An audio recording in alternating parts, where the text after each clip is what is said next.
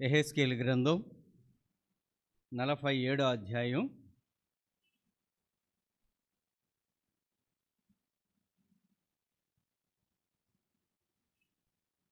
9వ వచనం ఒకసారి చదువుకుందాం. యెహెజ్కేలు గ్రంథం 47వ అధ్యాయం 9వ వచనం. వడిగా పారు ఈ నది వచ్చు చోటనెల్లా జలచరములన్నీయు బ్రతుకును. ఈ నీళ్లు అక్కడికి వచ్చుట వలన ఆ నీరు మంచినీళ్ళగును గనుక చేపలు బహువిస్తారమగును. ఈ నది ఎక్కడికి పారునో అక్కడ సమస్తమును బ్రతుకును. చిన్న ప్రార్థన చేసుకుందాం.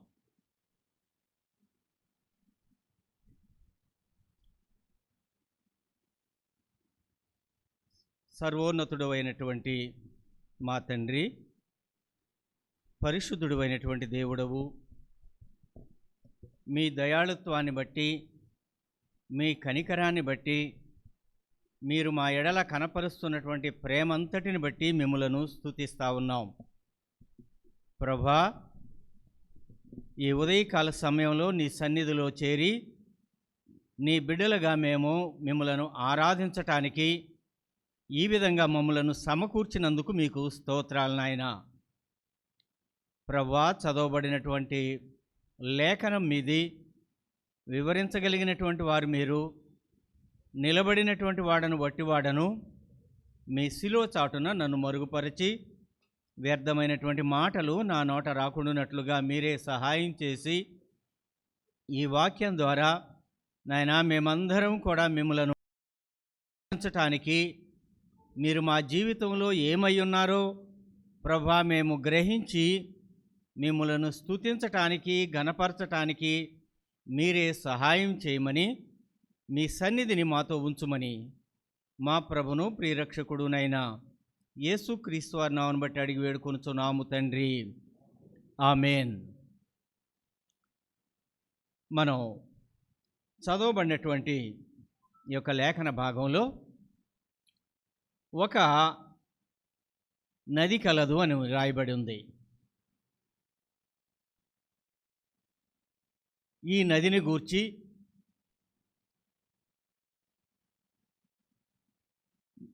ఈ ఉదయకాల సమయంలో దేవుణ్ణి ఆరాధించటానికి మనం ప్రయత్నం చేద్దాం. ఎందుకంటే నీరు ప్రాణాధారం అంటారు. నీరు ఎక్కడుంటుందో అక్కడే మానవ యొక్క సంస్కృతి అక్కడే ప్రబలినట్టుగా మనం చూస్తూ ఉన్నాం.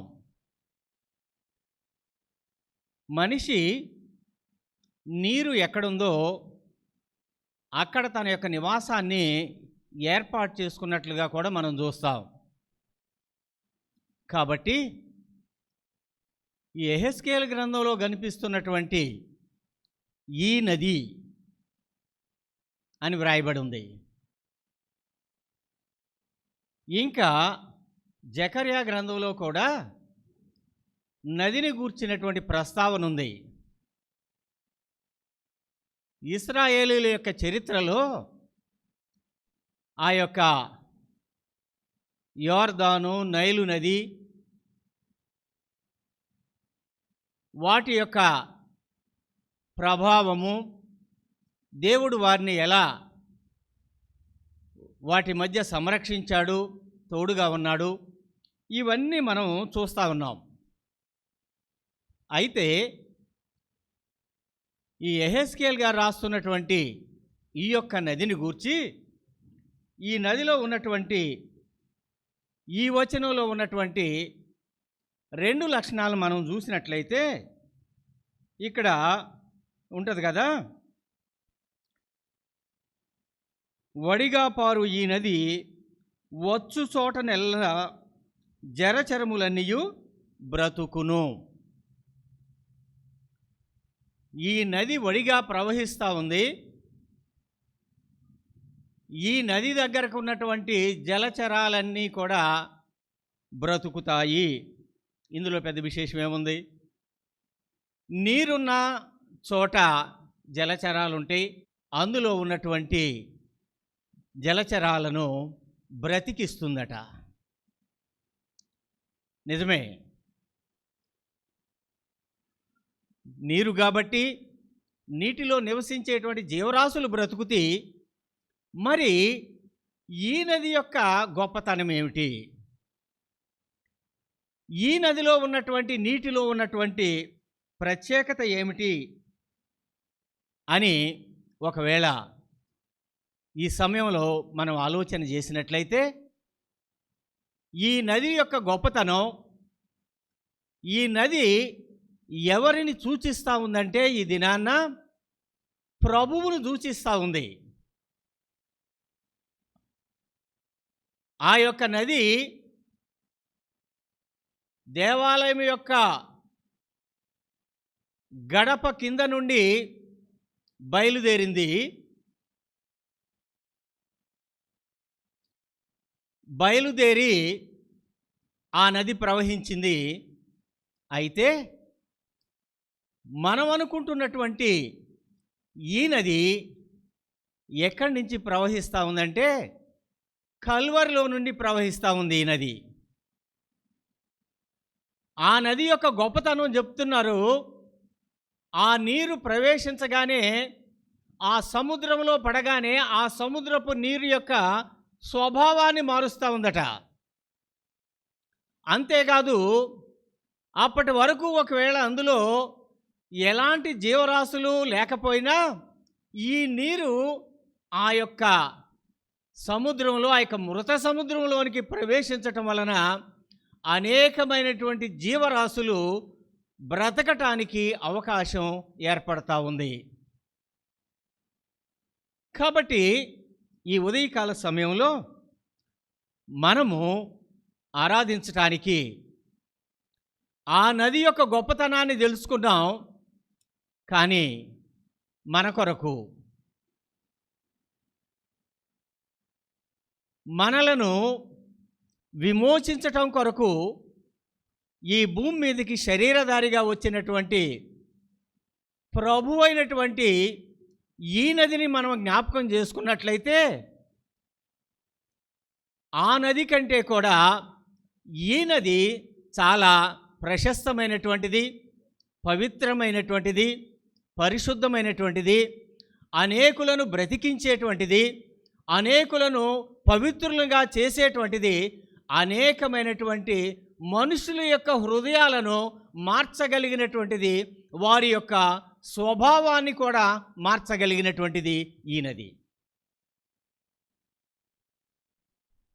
అందుకనే ఇర్మియా తన యొక్క ఇర్మియా గ్రంథం 2వ అధ్యాయం 13వ వచనంలో మానవుల యొక్క స్వభావాన్ని ఒకసారి జ్ఞాపకం చేస్తూ ఇలా అంటా ఉన్నాడు. చూడండి, నా జనులు 2 నేరములు చేసి ఉన్నారు. జీవజలముల ఓట అయినటువంటి నన్ను విడిచి ఉన్నారు. తమ కొరకు తోట్లను, అనగా బద్దలై నీళ్లు నిలవని తోట్లను తొలపించుకొని ఉన్నారు.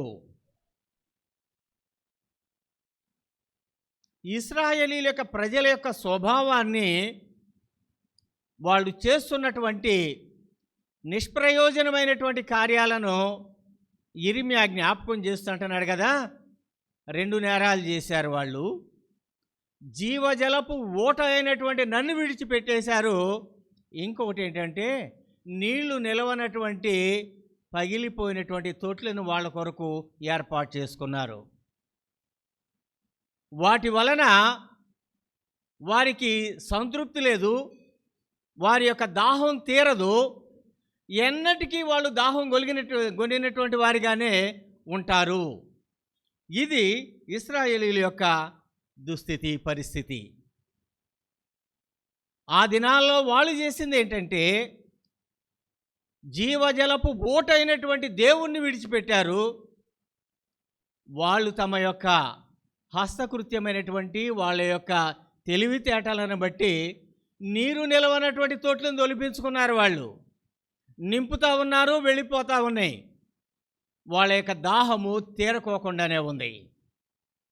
అయితే ఈ నది ఎలాంటి నది అని అంటే చూడండి, యోహాను సువార్త 7వ అధ్యాయం 37వ వచనంలో ప్రభువు తనను గూర్చి తాను యొక్క మాట చెబుతా ఉన్నాడు. ఆయన, ఎవడైనాను దప్పికొనే ఎడల నా యొద్దకే రావాలి.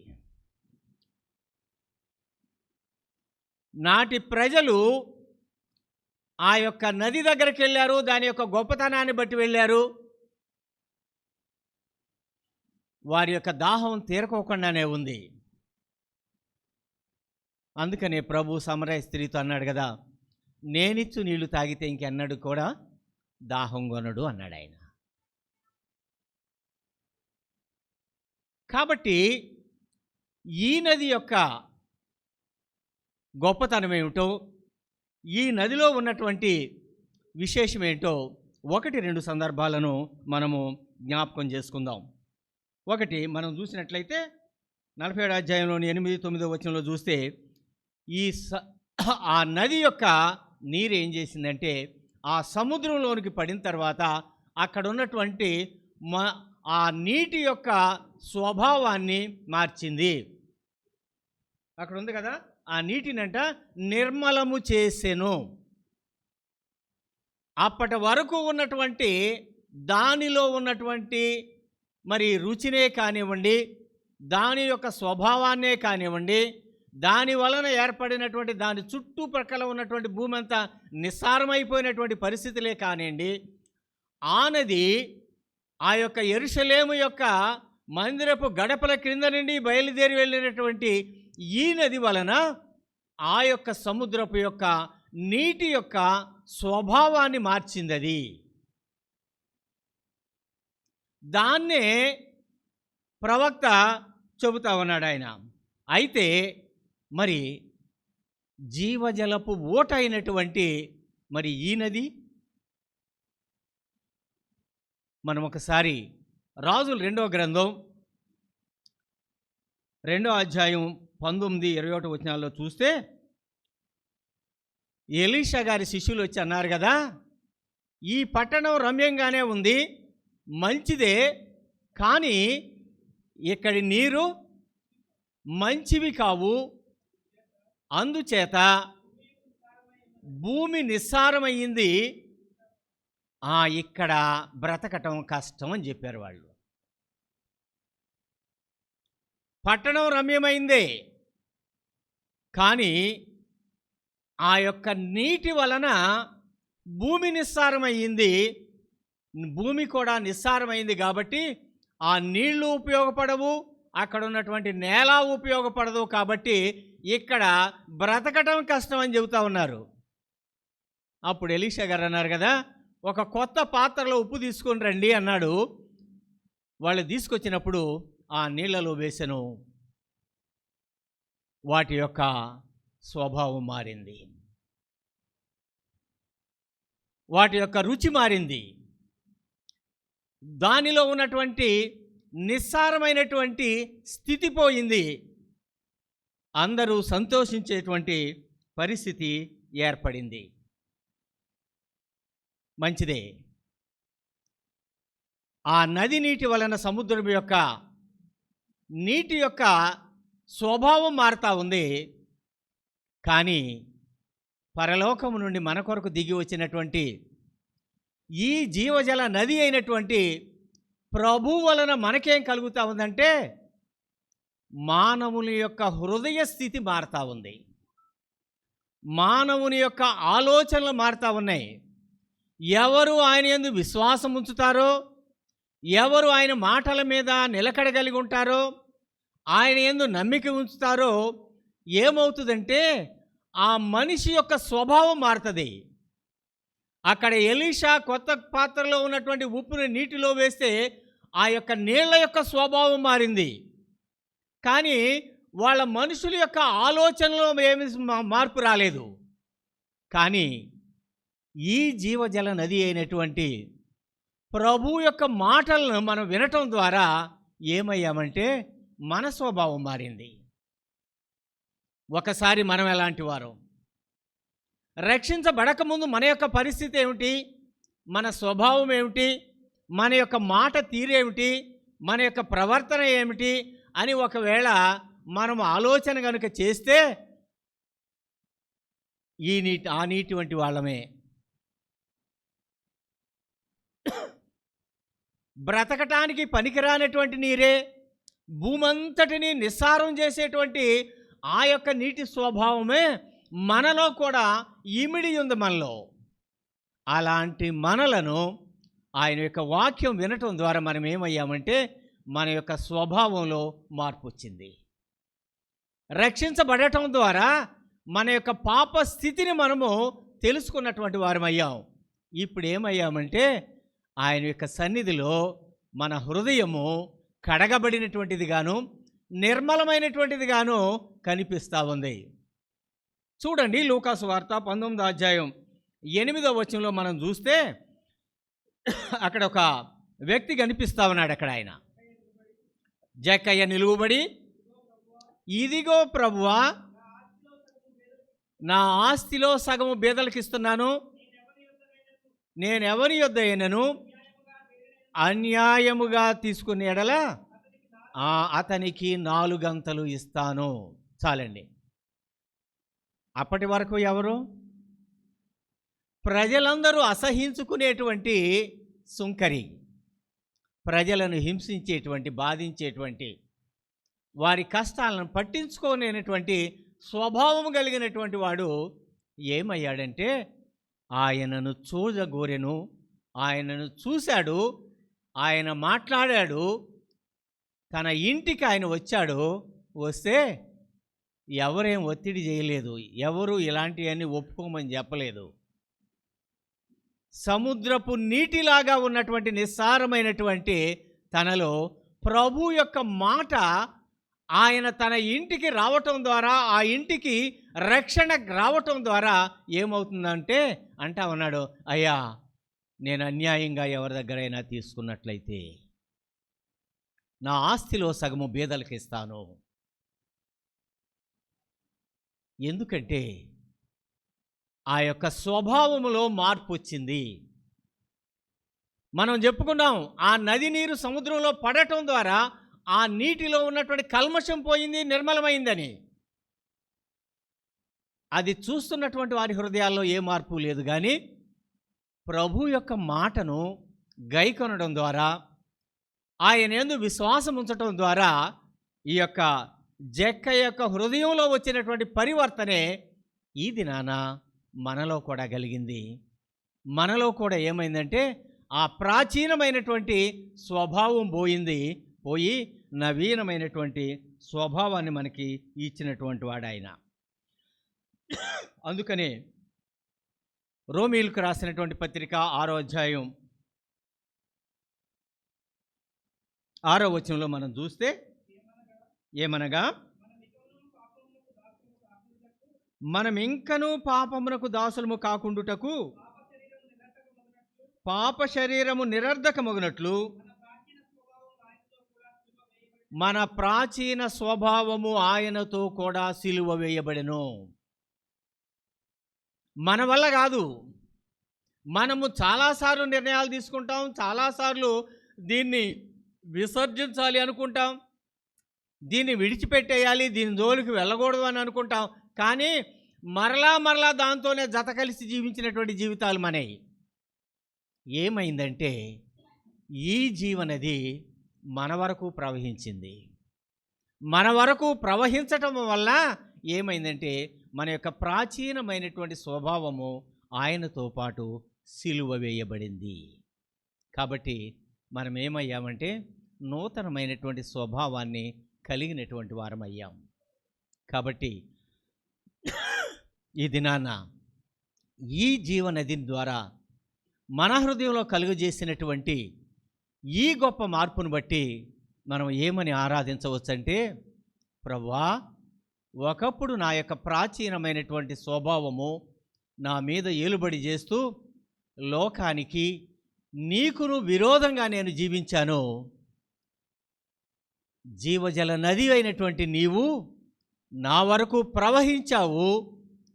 నీ మీద విశ్వాసాన్ని కలుగజేశావు. నీ మాటకు విధేయతను కనపరిచే వాళ్ళగా నన్ను చేయటం వలన ఈ దినాన్న నా స్వభావాన్ని మార్చినటువంటి దేవుడివయ్యా. నా ప్రాచీన స్వభావాన్ని ఆ యొక్క సిలువకు మరి మేకులతో బిగించినటువంటి దేవుడవు. నీలో ఉన్నటువంటి ఆ యొక్క ఊట ద్వారా నాలో నవీనమైనటువంటి స్వభావాన్ని నాకు కలుగజేసినటువంటి దేవుడు అయ్యా అని మనం ఆయనను ఆరాధించవచ్చు. కాబట్టి ఆ నది నీరు ఆ సముద్రపు నీటిని నిర్మలం చేస్తూ ఉంది. కానీ అంతకంటే గొప్పదైనటువంటి ఈ నది నీరు మానవుల యొక్క హృదయాలన్నింటినీ వారి స్వభావాన్ని మార్చేటువంటి దానిగా ఉంది అని మనం ఆయనను ఆరాధించవచ్చు. రెండవదిగా మనం చూసినట్లయితే ఇక్కడ మరి 9వ వచనంలోని చివరి మాటలో చూస్తే, ఈ నది ఎక్కడికి పారునో అక్కడ సమస్తమును బ్రతుకును.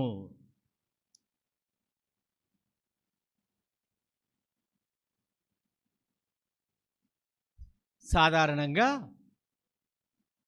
నది చివరి వరకు వెళ్ళిపోయేసరికి, సముద్రం యొక్క ముఖద్వారం దగ్గరికి వెళ్ళేసరికి అది అంతా మరి సారవంతమైనటువంటి నేలగా ఉండదు.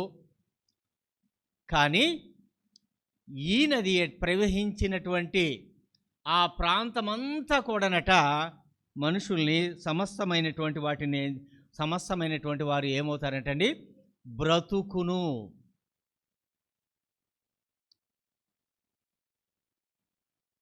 ఈ నది సమస్తమైనటువంటి జీవరాశులను బ్రతికించేటువంటిది.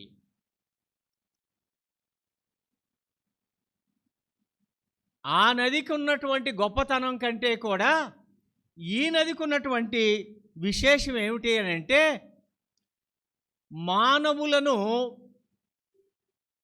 మానవుల యొక్క హృదయాలను పాపము చేత చచ్చినటువంటి స్థితిలో ఉన్నటువంటి వారిని తిరిగి బ్రతికింపజేసేటువంటిది ఈ జీవనది. ఆ నది భౌతికంగా ఉపయోగపడుతుంది. అందులో ఉన్నటువంటి జీవరాశులన్నీ బ్రతుకుతాయి. ఆ నది వలన ఒకవేళ సారవంతం అవ్వచ్చు, మంచి పంటలు పండొచ్చు. కానీ మనుషుల యొక్క దుష్టత్వము, మనుషుల యొక్క వారి యొక్క ప్రవర్తనను ఆ నది మార్చలేదు. కానీ ఈ నది మనుషులను బ్రతికించేటువంటిది, భౌతికంగా కాదు, ఆత్మీయంగా బ్రతికించేటువంటి నది ఇది. అందుకనే పౌలు గారు ఎఫెసీయులకు రాసినటువంటి పత్రిక 2వ అధ్యాయం 1వ వచనంలో మనం చూస్తే ఉంటుంది కదా, మీరు అపరాధముల చేతను పాపముల చేతను చచ్చినటువంటి వారై ఉంటూ ఉండగా ఆయన మనలను క్రీస్తుతో కూడా బ్రతికించెను. ఎలాంటి వారిని బ్రతికించాడంటే, ఆయన పాపంలో ఉన్నవారిని, లోకాన్ని నుండి ఎందుకు పనికిరానటువంటి వారిని, భ్రష్టత్వంలో పడి కొట్టుకుని పోతున్నటువంటి వారిని, పాపంలోనే మ్రగ్గిపోతున్నటువంటి మనలను ఆయన ఏం చేశాడంటే, ఆయన మనలను క్రీస్తుతో కూడా బ్రతికించినటువంటి వాడిగా ఉంటా ఉన్నాడు. మరణపులో మనము ఆ యొక్క పాపం అనేటువంటి మరణంలో చిక్కుకొని విడిపించలేనటువంటి పరిస్థితుల్లో ఉంటూ ఉండగా, ఈ జీవనది మన మరణం వరకు ప్రవహించుకుంటూ వచ్చి మనలను పాప స్థితి నుంచి మనలను బ్రతికించినటువంటి నది ఇది. అందుకనే పౌలు గారు తిమోతికి రాసినటువంటి 2వ పత్రిక 2వ అధ్యాయం 11వ వచనం చూస్తే, ఈ మాట నమ్మదగినది ఏదనగా, మనం ఆయనతో కూడా చనిపోయిన వారమైతే ఆయనతో కూడా బ్రతుకుదుము. మనము అపరాధాల చేత పాపాల చేత చచ్చిన స్థితిలో ఉన్నాము. అక్కడికి ఈ జీవనది ప్రవహించుకుంటూ వచ్చి మనలను బ్రతికించింది. ఆ చచ్చినటువంటి స్థితిలోనే మనలను విడిచిపెట్టక క్రీస్తులో మనలను బ్రతికించింది. కాబట్టి ఏమయ్యామంటే మనము మన స్థితిని మనం ఒప్పుకున్నాం, పశ్చాత్తాపడ్డాం, పడటం ద్వారా రక్షించబడి క్రీస్తులో నూతనముగా మనము జన్మించినటువంటి వారమయ్యాం. మనం నూతనమైనటువంటి సృష్టిగా మార్చగలిగినటువంటిది ఈ నది. ఈ నది ఎంతవరకు ప్రవహిస్తూ ఉందంటే లూకా సువార్త 7వ అధ్యాయం 13వ వచనంలో చూస్తే, లూకా సువార్త 7వ అధ్యాయం, ప్రభువు ఆమెను చూచి ఆమె యందు కనికరపడి ఏడవద్దని ఆమెతో చెప్పి దగ్గరకు వచ్చి పాడిన ముట్టెను. ఈ జీవ నది ఎంతవరకు ప్రవహిస్తూ ఉందంటే మరణము చేత మోసుకొని పోబడుతున్నటువంటి ఆ యొక్క నాయన యొక్క గవిని వరకు ప్రవహిస్తూ వచ్చింది. వచ్చి నాకెందుకు లేనని ఆ గవిని ప్రక్క నుంచి ప్రవహించుకుంటూ వెళ్ళిపోలేదు. చూచి కనికరపడి ఆగి ఆమెను ఓదార్చి పాడెను ముట్టి. ఆ నది నీటి వలన ఎంతవరకు ప్రవహిస్తుందో అక్కడ జీవరాశులు బ్రతుకుతీ అని ఉంది. కానీ ఈ నది అయితే మరణము చేత కొనిపోబడుతున్నటువంటి ఆ యొక్క గవిని దగ్గరకు ప్రవహించుకుంటూ వచ్చినటువంటి నది ఇది. మన యొక్క దీన స్థితిని చూసేటువంటి నది ఇది. మన మీద కనికరపడేటువంటి నది ఇది. మనలను ఓదార్చేటువంటి నది ఇది. మనలను బ్రతికించేటువంటి నది ఇది. మనలను ఆయన బ్రతికించాడు. శారీరకంగా మనము బ్రతికే ఉన్నాం లోకంలో, కానీ ఆత్మీయంగా చచ్చినటువంటి మనల్ని ఆయన ఏం చేశాడంటే ఆయన మనలను బ్రతికించినటువంటి వాడు ఆయన. కాబట్టి ఈ నదిలో ఉన్నటువంటి గొప్పతనం ఏమిటంటే మరణము దగ్గరికి ఆయనే వచ్చి తన యొక్క జీవాన్ని నింపగలిగినటువంటి వాడు ఆయన.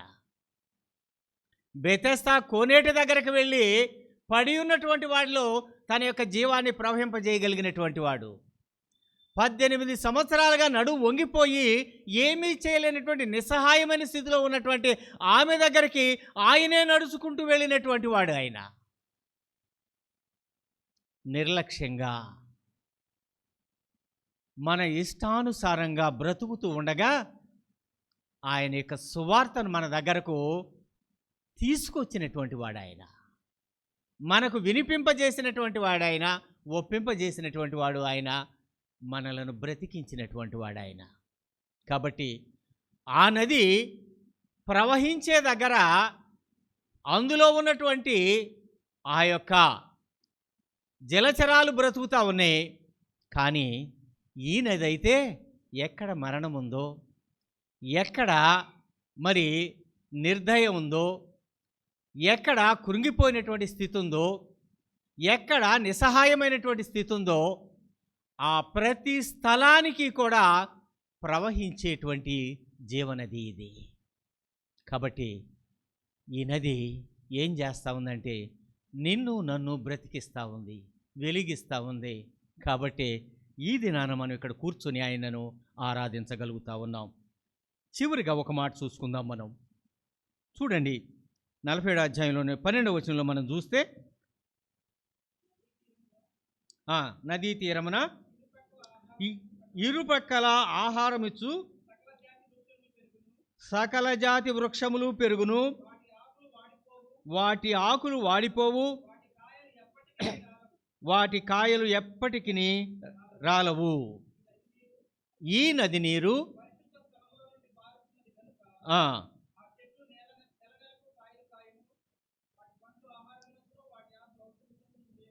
చాలండి.